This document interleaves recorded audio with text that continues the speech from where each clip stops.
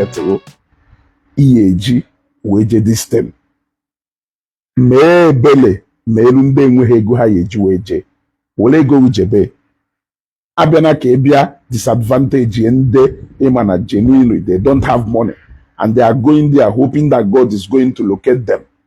Ịghọtago ka ọ ghara ịwụ na ị chọrọ ka ime ihe ka ọ wụrụ na isi ho na akpago wee kwụ ụgwọ moto ebe moto awụfu wee jee o make no sense now. Ịghọtago nwere ike mee izo na ahụrụ ya mmadụ but you can't hide it away from God. And that is the truth. You can't hide it away from God and even your conscience. So even the Ekwuwuna, as a good fan and follower of Ezugo, if I pick you, owewolo na ni nwere ego iyeji weje gba Ezugo biko wole ife anye help another person. Onwelu mgbe na-eme giveaway, enwelu one or two people mention their names that na nchọrọ inye ego. Asi no Ezugo, give it to another person. In fact, onwere onye nke sịrị m no Ezugo no recommended mu were enye onye dị otu a na nya wee need. You see, can we have people like that? I know people like that. But what I am seeing here is somebody here dressed really good, more somebody ebe from amamanya hair. So nene hair ikpunisi, amamo quality of hair ikpunisi. The other go, epota ifo mmadu dress chana nice attire, bulezi bota hair galalo ono. Ona gwa Ezugo go include oye na free mo. Iwu awone yaba moto free. Weje Ngor-Okpala. If you have money to pay for your transport, why can't you pay for your transport? You gotta go. Inwe go for the program. Emena ni wu na ichoro ka eba nke du free. Ko we wu na ego ga na use go for the program. Even if I pick you and you have money, Ezugo use that money to help another person. You gotta go. All these things, you gotta go home with you not free, can benefit ye, you not free, can benefit ye. And that's why if these people will put go, boy arise, seka hake, nde do less privilege. They put by for a family, Oduruganya, Nahani feed 3 times, and they have even enough to give to people. If you kweba, hakurukweba, surukwa, nekwa arise. Surukwa nekwa or free ko buri ejedelebe. The thing how they make sense. The thing how they make sense. You gotta go? Or they make sense. So, all ni nwere ego na ma na ega iwu ahụ na ya karịa ego mani all the possible na you with that money. Iwu ahụ na ya too comfortable. Iwu ahụ na nwere ego but ema need to buoyant enough to pay for your transport from Lagos to Ngor-Okpala. Wole go ujebe ife mmadụ bụ mmiri achụ ife do yempa. Wablo ni ya no free. When they are just call free. Yes, call free. Ekwukwa na restaurant ni na eri nni free eba na iru eba yi nni free. O nwekwelu more than ego one o yeji we eri nni even na restaurant eba na ele a plate nni 100,000. Mana o ya like lele ka o je rie nke awufu eni. Ka o je na rie nke awufu eni. Olu eba aketa o short change one person who genuinely need to eat that food. Nke aha awurofu. Before I come back to stress it further. Then number 2. Imanu ni chohi jeifa. Imanu no nwelu something nwere ike ime ni eje this thing biko nyawo na emechalo arrangement keta that day luo ikofu akọ. If you do that, I want you to know that you have denied one person a chance of going to that place. Because Epugonya say, I will not give you money. How in nature you are lying. I will not give you money. Funde Ezugo, I need 20,000 to complete my transport money. Maka, we even the buyer yeme, how we not for free. They didn't have that annoying. Honestly. They didn't have that annoying. Give away. I find people to comfortable. Yeah? If somebody to comfortable, somebody ịma ego one ọ na-eri n'aka, somebody ịma capacity ọ bịakwa soro ndị mmadụ na-ekwu 5,000 3,000 na Facebook ịjụọ ya ọsị ọ na-alụkwa ya free na ife free but ewere ego ahụ nyeru ishit ye na one person that genuinely need that money. O nwere ike ego ahụ iji ọsọ filuo after all na ị na-abụ your data ka ị na-ada 5,000. That 5,000 is nothing to you. Mana o nwere onye enweghị 500 naira, o nwere onye enweghị 1,000. Ishit go onye ahụ from ime n'ofu onye ụlọ aba n'anya.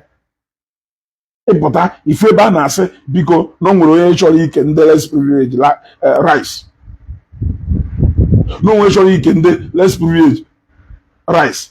Efu mmadụ buru machine a na-ele 1.something million bịa paaki ya bịa ikeru 10 kg rice.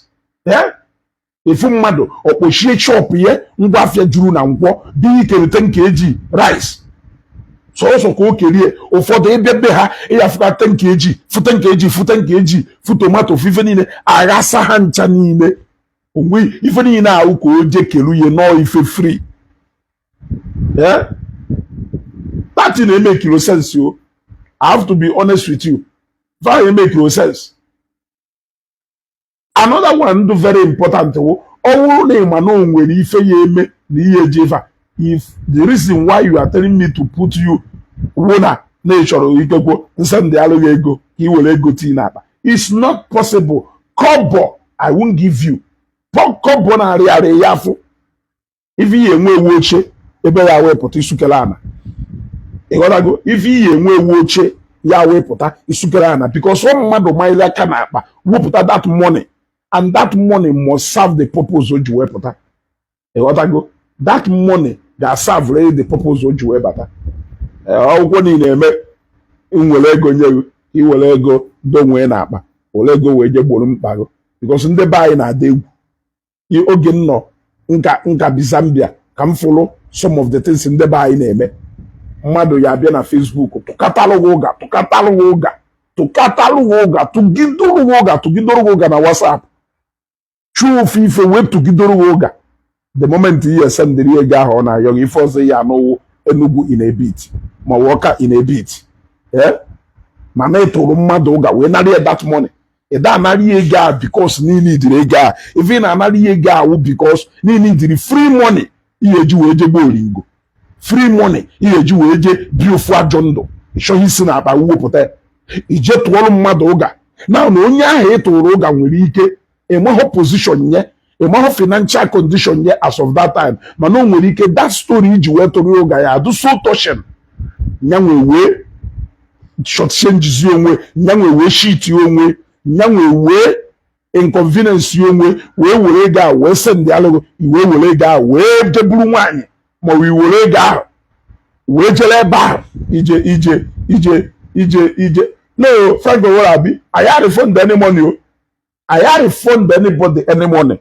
Onye ka m ji ekwu ịmalụ na ịchọghị ije don't go ọhụ ụbọchị ahụ ikekwo agbacha efisicha na ya nọ na moto a block or Mr. Okeke from ije that day ruo ihe apụta. You must refund that money. Ị ga-akwụrụ that money for your pocket. Ịkwụọ that money for your pocket ọ bụrụ mụ na go. I no be gentleman at all. You want to go? I have seen where people the needy people people who are really the needy. A na-eke Mr. John na-eke akpara isi ndo enweghị ka ọha ha efu mmadụ kpochie shop afịa 10 million dona, kpochie shop afịa 5 million dona, kpochie shop afịa 3.something million 1 million dona. O jee ije kelu rice onye enweghị ife ọ na-alụ. Onye nwere little things ha ji sustain their family. O jee ya na onye ahụ na-ekwu line ebe ọ na-azụ rice. Ọ dakwa azụ rice ya because na rice o yeri adụghọ beye iru obeye keta 50 kg of rice do ebe a mana o ejekwa kelu 10 kg ya o kerie o jedola be. Ichekwa na onye nke ahụ nọ Nigeria na-akpọ usi n'obodo oyiwo no need ego na nwa na ahụ adụghị nwa na doctor gwa ha na ọnwụ na ha kwụọ 10,000 na nke a ya eme na bla bla bla bla bla na ahụ adụghị sinsi no na achọ ife ụfọdụ n'ime ife awụgha asị ka ọwụ o nwere ike sef ngụ nwa wụrụ na nwere expenses imepụrụ na ife fọsịrị n'aka ahụ 30,000 iji wee chọọ ichere onwe gị pendịn mgbe ọzọ ego ya abaghị aka ọkpọkọta akọọla ịmanya aka n'ego a were ife dịka 20,000 sendịarịa mana ejiwezie 10,000 o wuru 20,000 ahụ isendịrị ya ya ma nọ na ba emena na somebody na kpụkata tụkatari ụga tụgidori ụga yuzuo ndụ ozugbo nụ na osendịrị ego a akpọ ya vidio kọl ebe a nọ na ba aṅụ mmanya si ya nwanne daalụghị nne o nọngụ mere ife ọ dị possible efugoro na guys na-ege ejiritegodu nna onye nke umekwarụ yosi kelee ebe ịmụ ego ahụ nyere usi wee pụta 20,000 ahụ nyere ugwu nwere ike ya amarị sef na inye katara ya nsogbu ọtụtụrụ fonu kpọọ mmadụ sie biko nwanne m sendịgodu 20,000 echi niile na mma enye gị esendịarịa 20,000 owo 20,000 ahụ fọwọdụ ọrụ gị iwere ṅụwa mmanya minwaanyị onye nyere ihe wo mbibi ka ọ gbaje wee nyeru. So sometimes our attitude towards ife na-akpọ charity na-adụ very bad because you end up finding out that no bro the real people need ife ahụ ife benefit from it. Ịpụta give away 1,000 to 2,000 efu onye nwere 1 million na account osoro na-azọ 1,000 or 2,000 ịjọ yourself kwa free money ka o kerie edebe. Is it about ikeri edebe? It's about cheating people who genuinely need that money. Yeah? So when you can just say sometimes giving they see from the heart. Most people are they give because they have or because they don't have. People are here give because they have plenty. Even somebody now operate on 30%, decide they have to give today. You will still find people who are operating on 70% who will like to benefit from that giving. Only now operating at 30%. You want to go? So it is very bad. That attitude is very bad. Yeah? Onye na-eme onye dima oga Angela Nwosu na da ekwu if you know that so amount is not too small for you blah blah blah blah blah nje na comment section afumu ndị mma ma onye nke mma ruguru na bank over how many years na-eme ọfụma gbago na-eme ọfụma na agwakwa ụwụ na ọ na-eme ọfụma ọ na ebe a na copy note ifo eji 50,000 me na copy note ifo eji 50,000 me afugo give away pụta mmadụ ede ne onko oge esi na ede ije nje na comment section go afumu onye mma onye odoro m anya na efe agada gụ na enu ọ na-alụ uje na copy note ifo eji 50,000 me na atụsụ ụga ọ nata 50,000 na kelifo eji eme ọ nata eketa ọma ihe na agwa mkpọ ofuma na fo se na bịa na ego awufu bịa eje n'ofu bịa palo je na ego ahụ n'iyi mana ego awụ ego ya awụ ọwụ na ịnakpụrụ ọbaalụ onye ọya abaalụ and onye awụ challenge anyị na-enwe ama m mgbe ya awụ apụta ofu ọgaranya apụta na meeting na Lagos just like one certain time ife anya ụba gbogbogbogbogbogbogbogbo otena before ọ batali active politics ife anya ụba wee pụta mgbe ahụ wee sị ndị uru agụ nye mmadụ 40 ndị Nnewishi nye mmadụ 40 then ndị Umudim nye mmadụ 40 then ọ dịkwasịzi ndị otorobịa ha nye mmadụ 100 or so ndị oyi eti n'ọlụ na capital oyi.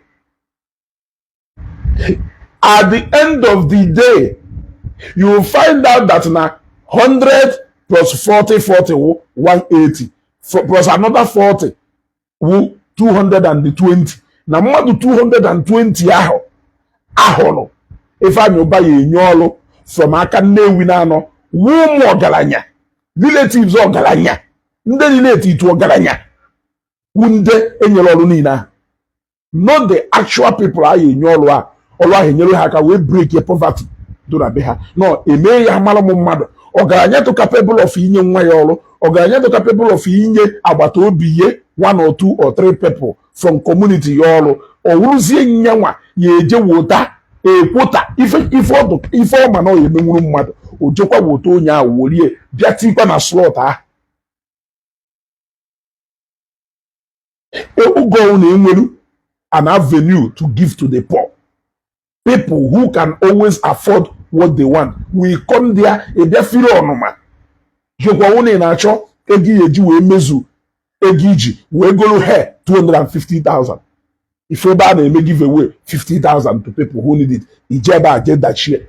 Ọwụ na ịnata ego a, were ego a mezu 200,000 iji wee je golu hair 250,000. Kpurie n'isi na-akpagharị obi akaghị ị na-efisi kpakapaka na ikpurie obi akaghị ịpụta ị na-akpagharị na-efisi kpakapaka na ikpu isi igolu.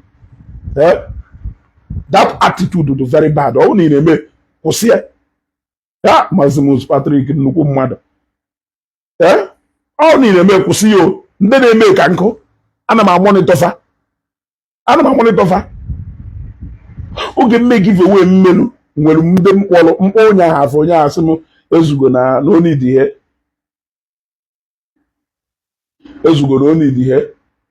ọ dụkwuru nke Mazimus Patrick mgbe a dụkwuru nke so wee kpee n'ezienu m na-agwa Mazimus ya send akaụntụ ka m ntirie 5,000 ha ebe si ezugo give it to another person. Imagine mana nwere onye ọya wọwụrụ ọ narụkwa 5,000 ahụ ọ kwere nweta ka o nwetara o tufuru etufu. Ọ dị very bad. Akpụkwa m ọgọ Rafael gị na den ọgọ sịkwa m worie nye another person. Aka m chetara ndị mkpọgasịrị mgbe ahụ my fans ụfọdụ ndị mkpọgasịrị mgbe ahụ gwa ha send account number ụfọdụ n'ime ha majority of them sị m ezugo were ego anyị another person need ya mmadụ one ya eme ihe afụkwa onye ego ahụ enweghị ife ọbalụ o nwere ndị na-akpagharị je na ahụ ntụ for giveaway. So point na agwa n'owo biko no if you have money mana Mazimus eze kwuru ka ọ dị icheta ozi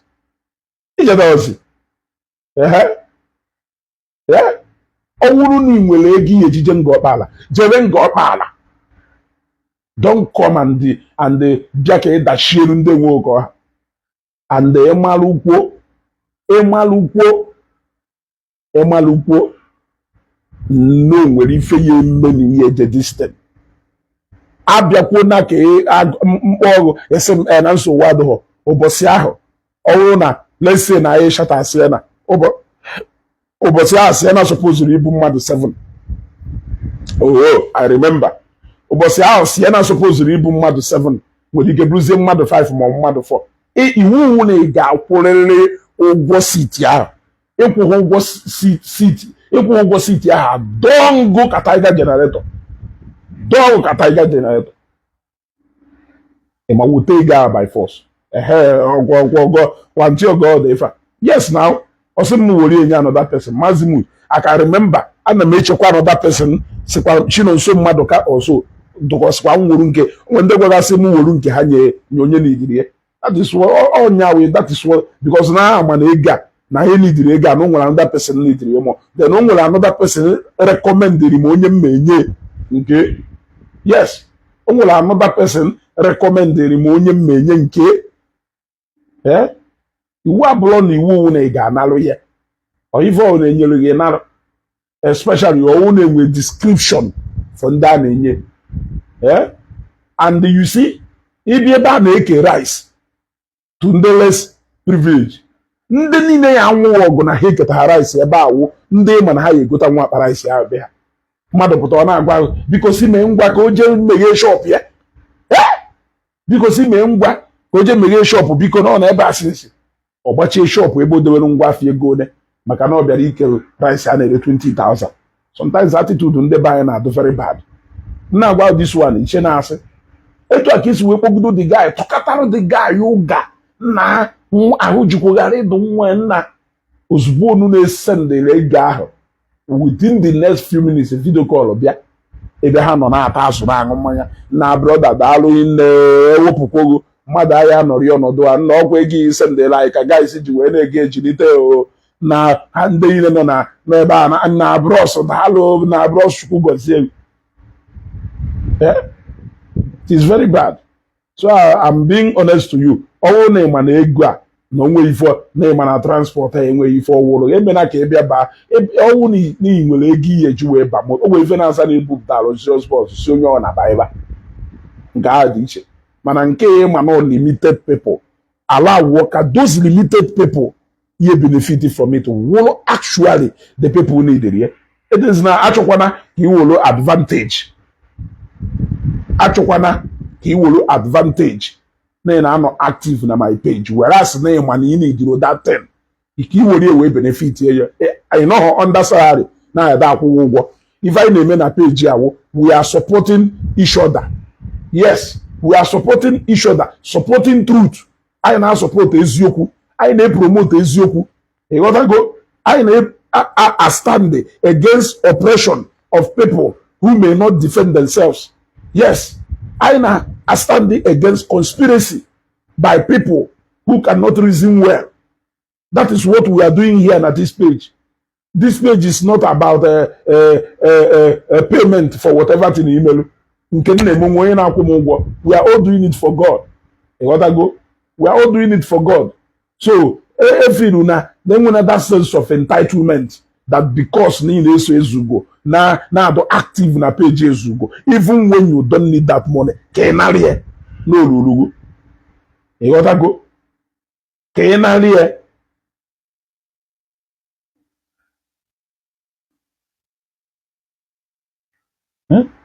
gotta go. The money. After all, engage na post whatever. No. No. Let this opportunity serve those who genuinely need it. And if you know that by any chance that you cannot be disposed to go on that trip, be go Ndelugu message. Sim now. Let's go no. Please tell the transporter not to refund any payment.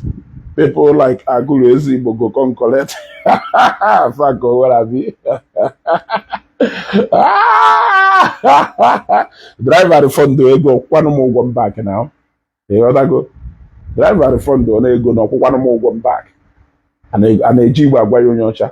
Or one more go back. Of even to go to Ulezugo. Odechala omubili ile we kweta na ọ na-eme ịghọtago so ọ bụrụ na ị na-agwa m na unu emezina yo ịghọtago this is for people who need it after all ndị awụtara ya ọha nọ na ha enweka ịghọtago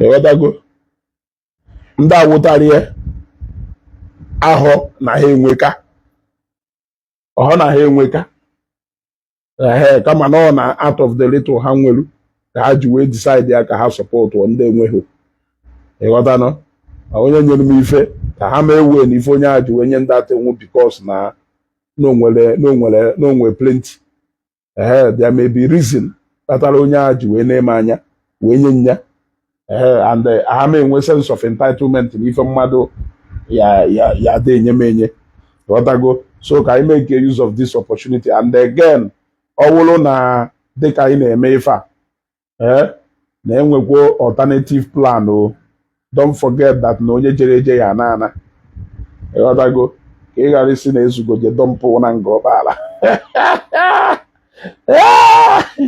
ghọtago ka ị ghara isi na ezugo je dọmpụ na Ngor-Okpala ma at the end of the day ọ bụrụ mmadụ 7 jere ọ dazie na mmụ ya kpochi ya kwa back to Lagos otherwise anara ha m ebe niile ebe ike okwere ala m ayọ na ayọ I'm just the ọgwụ obere onye ka nwụọ trying to survive ewo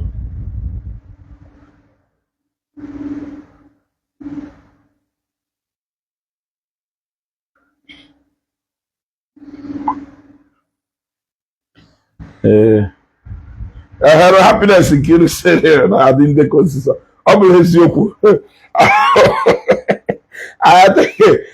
onye kpatara nji achọ ka mmadụ na ma ya eme this thing ọ bụrụ na 3 or 4 people ka ha jee wee nachiga and the Kowo people who don't really have, so that they can never forget the 100 days of this year. Because each of you which has or we mado, let's say 30 something to 40,000. Ngor-Okpala telaka 30 something to 40,000. Or ni kuziri ugwo oyeju kwusi n'Owerri. Bazie moto n'Owerri jewe Ngor-Okpala. Owojecha, we have to be realistic. Owojecha Ngor-Okpala ibe na ana maka ọ na ha do onye ọ na-akọkụ ka ejewe ka njegodu oge na luo oge first rosary na Lagos, second one na Lagos, fourth one je na Lagos, 51 na Lagos. Ọzọ ndị otu Matthias abịa Igbo na interview una ama na Jesus Christ ọ lapụtago unu ka Jesus Christ abandon go unu na Ngor-Okpala.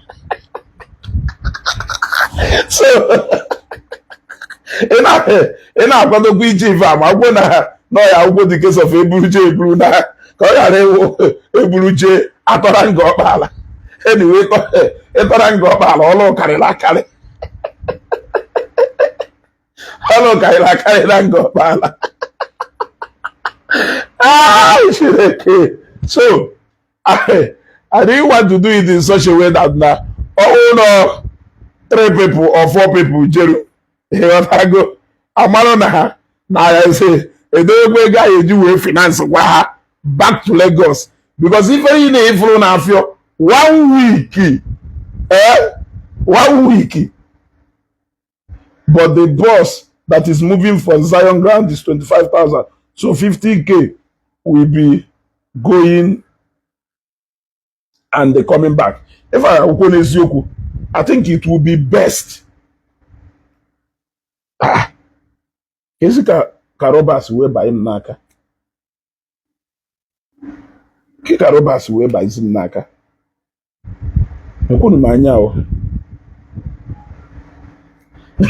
Winfred say they will carry block. Emeka Chris Biko, send their number na my inbox. Oh, send their number na my inbox. I think if it will make sense. Also, now the boss may move from Zion ground will be because if you look at it, Ugodu no is 23K, not 25. You see, it is dropping further. So what it means is that no Ugodu itself ka akwolo mmadu 230,000. Ya kwuru mmadu time ugwo ije Ngor-Okpala. Go. But if I eji eme echi ojuju echi onu na awuna o hije wisi ọ bụ wụrụ onye nwe odori kọbọ ọ ejiri wee na-ana ọwụrụzie ka o jewe. And ị na-eje consider so many things. Ihe erikwo nri ịghọtago, you will have to sustain yourself there. Alala Igbo na na-ezu ugo ma onye wetara ego ya akpụje gị ebe a ịghọtara.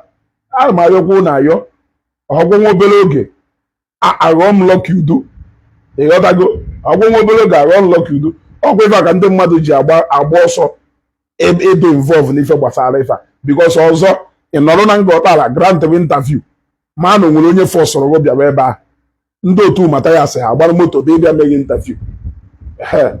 Ọhụụ ọzọ ndị otu Matthias ha ma ọ wee gagharịwa from podcast to podcast, podcast to podcast, podcast to podcast. Ọgwụ ife ka ndị mmadụ ejighị okwu alaike get involve ịghọtago. Yeah, you get involved. So this 23,000 is a good news. Yes, I'm na 46,000 ye buje mmadu bunata, but at least all na no ye more number of people per trip. It will make more sense. So I would have said onye man no ye spend ego na ye. Onye man no ye spend ego na akworo ye nko ojuje. Perhaps nwere ike before ogo na lurekwa anyị nwekwa people nwere ike esi oke ka ha support una. Or if I comfortably have enough money to cater for 10 people going and coming, I think it will be okay. Ịghọtago ka mmadụ ghara ije na Ngor-Okpala atọ chọgharịwa Lucky Udo because isi na Ngor-Okpala je Abuja Kalok you do make interview. Do more expensive than isi Ngor-Okpala na Shigalo nwe Lagos ebi na ejeje. And the one I want I am eba. E other go unless na ya but Zion ground. It's better you don't go if you don't have enough money because it is not all about going, you know. It is not all about it is not even all about going and coming. It is not even all about going and coming because you need to sustain yourself there. Where are you going to be staying? Yeah, that allowing you. Okay, you decide to go to Kiso, the mother now allow no tent. You want to go? You won't that sustain no way there. You must be eating. You must be doing other things. You must also be ready for unforeseen circumstances. So I am saying it so that it will be clear. I don't want anybody to drag me for nothing on Facebook or because of about a few people who need to stop regarding message. Can you one or two people get involved? So I can't do the work. Ya ukwohi ahanya achọkwa mmadụ iji maka ije na Ngor-Okpala wee dragging na Facebook ọzọ ịkpagharị bachọwa ndị bloggers bịara ebe a ihe emeghị interview ịkpọrọ afọ ezugo kpọọ ebe a ana m ekwukwe ana m amakwa ọkwa mmiri a bifo ozobe maka ọ ya eme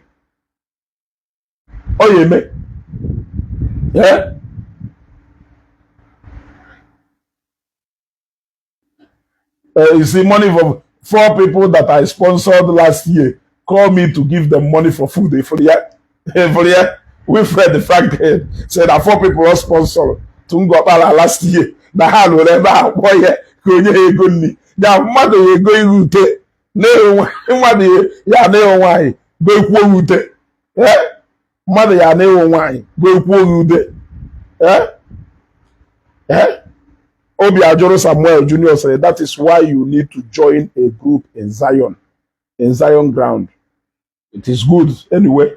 That is good. So, Achogwami like you do na Sky B. What go? Like you do na Sky B. Like even made you cheat on that matter is because I already know how such things is Saga. What go? Some people now do so ungrateful. In fact, some people may live a more peaceful life if they choose not to associate with people like that. Because believe me, help people now that are very difficult. It's just that na mother nature God anya.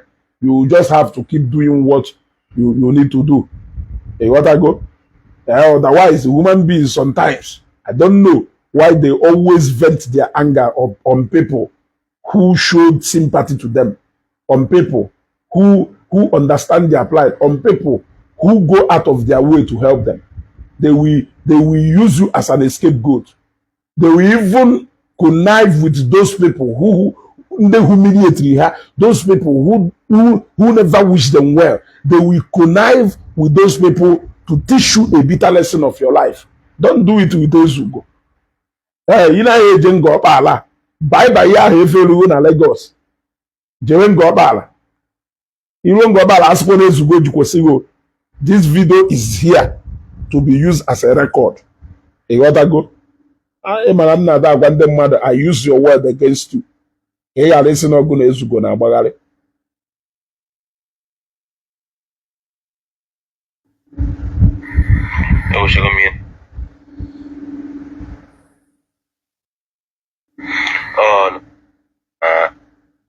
You got to go. So on now, all kwado kemba ncholo maka. How many of you remember this guy?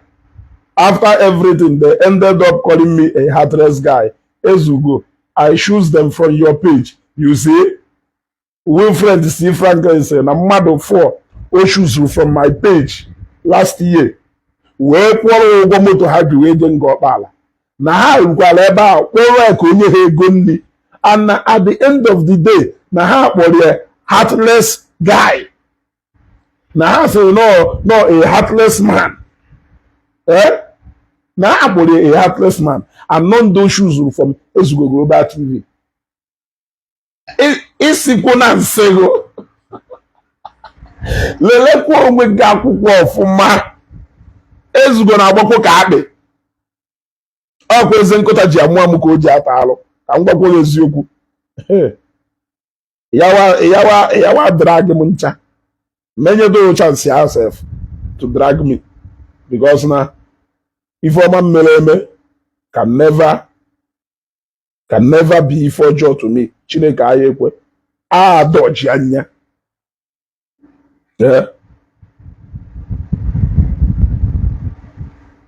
ịghọtago so adọji anya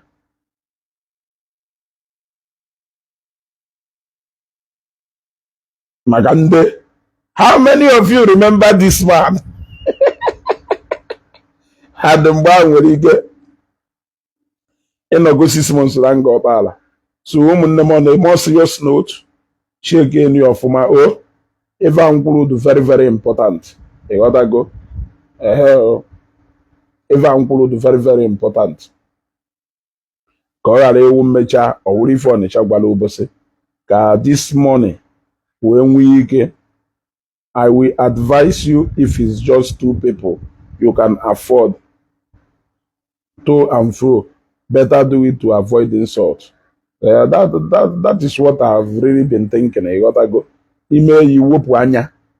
Odoro anya na onye a jecha. Ọbata agwara onwe mana mmadụ agbọọ na nsị m nye ya ego nri o. Ma ọ bụ ịfụ na Ngor-Okpala ka m na-akpagharịrị onwe m. Ịbịakwute m isi m na-agụ. Because ndị mmadụ na-eme ha akwa ncha. Oye echefu the fact that na ibigharị body na through you na some people nyere aka bigharị burden of over 50,000 of transport or bịakwa ịbịa yọwa ego nri ịghọtago so kwado onwe gị nke ọma o kwado onwe gị nke ọma amakwu n'ife niile a na-agụsịsị ọnụ mmiri ebe a eminokwa na ife a na-ekwu anyị eme because people na-eme ife always thinking that they can use other people for collateral damage. But I can tell you that your Ezugo is the last person in nwere ike try that for. Chetakwa na m gwara usinsi gwa na my emotion nwụrụ anwụ. I use sense to analyze things. I use sense to handle things. So ichekwa na epụta ibewe akwa akwa ahụ ibechasịcha akwa ificha anya mmiri go akwa ahụ ụkwụ ibecha akwa ificha anya mmiri ịghọtago anyị nwere ezigbo obi mana anyị awụzi onye ndị iberibe ka uche udokwo yo so ife awụ a very ọkwado oke mkpa ka mmara ife a another very important nkwukwanụ mbụ owugono ọwụrụ na ịmalụ na iyi eje abịa na gbochi ya ndị chọrọ ije ka ha ghara ije ọwụrụ na ịmalụ nna o nwere ife ya emeghụ na iyi eje ka ọ ghara ịwụ ụbọchị ahụ moto pụtazie echebezie ego ekwe echebezie ego wee bịazie kwuo nna na ihe make nwe ọ dụkwa very very important. Ezugo Global TV I dey find you come o you must buy me food.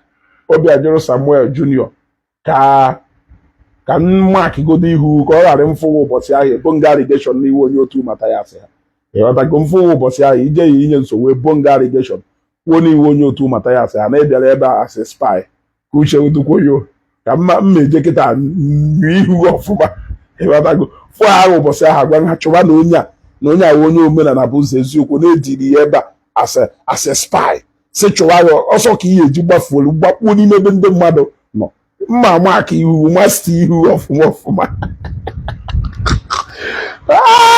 Chineke ife niile na nkwuru ebe a anyị anakwa na ememekwa ife amecha na afọ ezuga ya atọ na mkpume but ka ifukede ka o si do I decided not to get myself involved in this thing last year for a reason.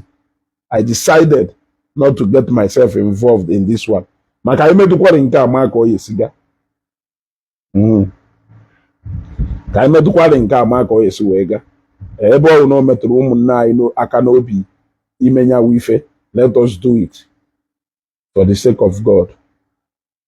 So, ka abanye a maala anyị mma Emeka Chris Wilfred mana eziokwu ka m na-ekwu mfụ ya na Ngor-Okpala eburu m ụzọ bụ ya irrigation ozugbo ọzọwagodo isi onwe ya azọwa isi onwe ya na-agba nna ndị a chọkwara igbu ya What going from Zion with a group is cheaper, bro. You go just care for your feeding alone. Okay, going to Zion as a group. Okay, in the group na-akwụ ụgwọ moto. Onye ahụ ejewezie free. Ada Clement, I greet you. Ada Clement, I greet you. Watching from Canada. I greet you, my sister. Hey, what I go? Okay, maybe if a group on our free, you see, that is why you need to join a group na Zion. You need to join a group. Hey, what I go?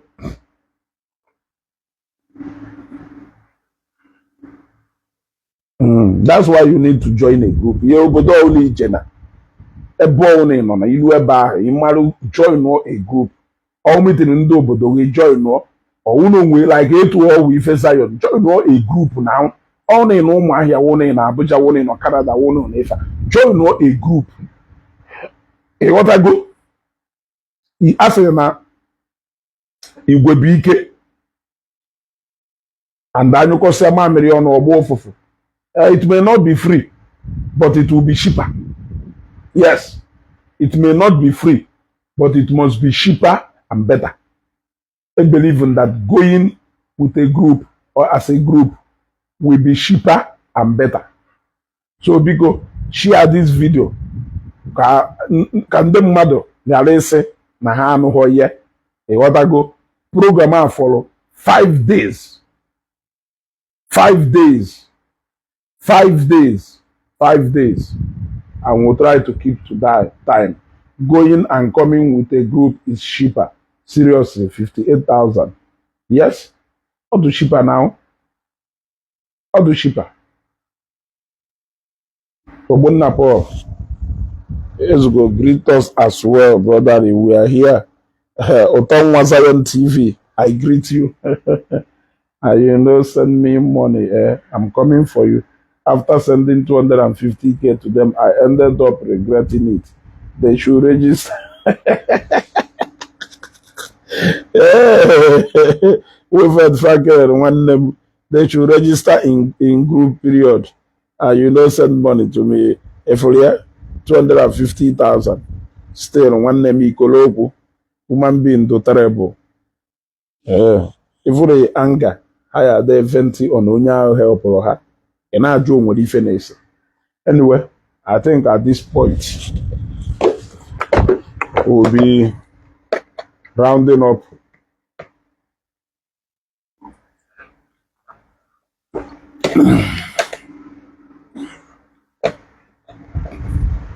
Even if you follow group, you must pay money, but not that much. Now, Okahoma, Christian Maka, Okama now. Okama, like a overall good Bamuto, Lagos to Imo State or where. You look at you where. If I find the way your way to Ngor-Okpala, Igbo Junction, Ebakwa Okada, yes, Okpala Junction, Webuja Zion ground. No matter transport, and whatever till they try, cost, there is no way that trip we do less than 40,000 just going. There is no way that trip we do less than 45,000. Why going? Mana, all in a group, just 20 something. From what I'm seeing here, it's not about 50,000 or 50 something thousand.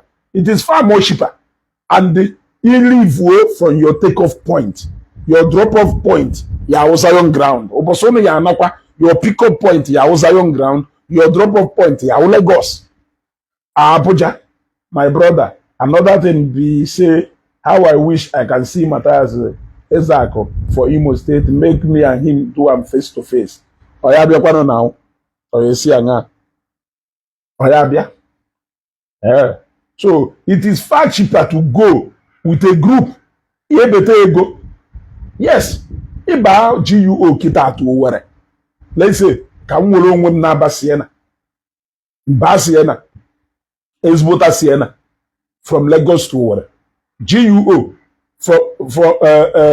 From Lagos to Newi. By that Siena, 51,000. That executive Siena. 51,000. ọ na-ejezi ife dụka Owerri o nwere ike ọ wụrụ ebe 55,000 ma ọ wụ karịa then ilukwa ebe a wee bakwa moto wee jekwa Ngor-Okpala and ọ dụka moto Aba na-eje Aba ka ị ya aba ịpụtara n'Okpala junction ilituo wee bakwa ọkada ebe 1,000 or 1,500 or 2,000 wee buru wee drop all na Zion ground. You find out that at the end of the day n'ife a niile they spend they go over 65,000. 65 going and 65 coming. We go make all, but with a group, it have 50 something thousand to and flow. It is better. They should go to Zion ground in Lagos. All transportation company brought their vehicle there and it's straight to Ngor-Okpala, Zion ground. You see, my group is 50K going and coming back. You see, Esther's in a group with 50K going and coming back, meaning 25K from point A to direct point A B 25K from point A B back to Lagos. He gotta go. He didn't come to Aguleri in Anambra State. He is based in. So where he will come on board. Yeah, better now. We go enter motor from Zion here in Lagos, dropping at Zion ground in Imo State. I can't wait. You see, Obiajero Samuel. You see. So join a group or inwe information to ife a na-eme. You gotta go inwe information to ife a na-eme. This is far more cheaper because na ọwụrụ mmụnwa si ife dụka Lagos ba si na bịaba 50,000 na mmeti ya ego o wee buru m mmetikwu ya ego o wee bute m Owerri ewe mbịa baa moto Aba or moto Port Harcourt ebute n'Okpala junction elituo wee bụọ ọkada n'Okpala junction wee jerezie Zion ground and etu akwa ka ihe si wee gbe ụbọchị ya ama. So Ezugo, which people did you eventually select for the charity transport to Ngor-Okpala? Me, I will be traveling for Zion ground on Wednesday, 50K, go and come back. You see? You see? Big Sun Show. Odogunwoke, I greet you. You gotta go. So, Obiajero Samuel. Chinyere Jena na-eme nwanne nke m a na-eme echirine ka mụ na ụkpa ama na o nwere nkata ịkpa bụrụ mbụ. So I think it will be far more better to squeeze some people in na Zion. That arrangement will make more sense. Yes, except nos was also on the group. Go. Except no also on the group. But what I'm saying is, by any chance, no one if many years, don't even come out. Go. Don't come out. Kọghara reserve ọrụ oche anywhere. Ụbọchị ahụ moto agbalụkwa moto supposed ibu 7 people ikekwo o buru mmadụ 5 na-aga while na 2 people ahụ anọchigo ndị aka abịa. Chinenye a na-eme daalụ. Okay, I think at this point, Ezugo, I told you I needed Zoro bitters for my birthday on the 13th of September. You said I should call you, but you no pick up. I dey vex for you. Hey! Obiajero Samuel Jr., 13th of September, gafee nano. Hey, my brother. Gbagalumpo, odogwonulu nwanne easy. Ewurugwonu m ihe emelu m ebele. Ewuru m for 3 days ihe emekwonu m ebele. Odogwolu nwanne easy.